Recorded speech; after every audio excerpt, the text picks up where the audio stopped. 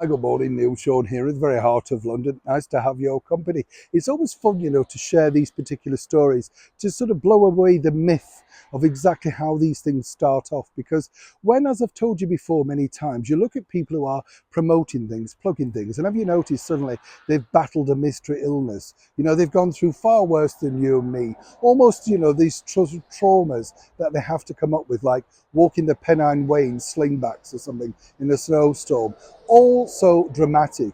There's a pop star out there at the moment plugging a comeback album, and the stories that they're coming up with just make me smile, because you can see exactly how the publicity machine has sat down with them and said, let's say this, let's do that, we'll get some press.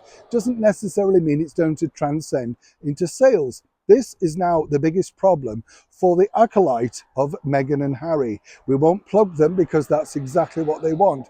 But you know the one I'm talking about. The one that wrote the book that claimed he didn't have any assistants and then suddenly had an assistant and then he couldn't remember that and all of that sort of stuff. Known to be, like Meghan and Harry, proven liars. And what's interesting here is they're now back with another book, which is supposedly now coming out towards November.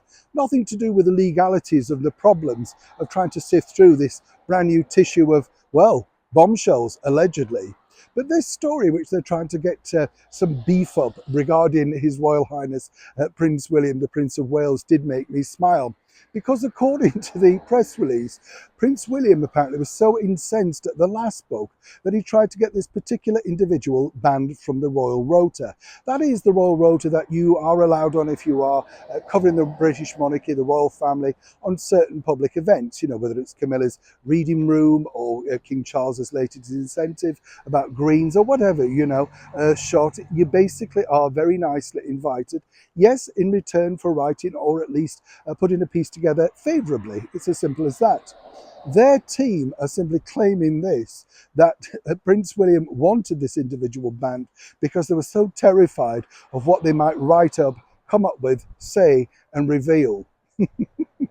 Now, I don't know about you, but having met Prince William up close, it looks like he could look after himself. And I'm sure that really he's not concerned at all. So we put a call in to the royal palaces, and in particular, the communications team for Prince William.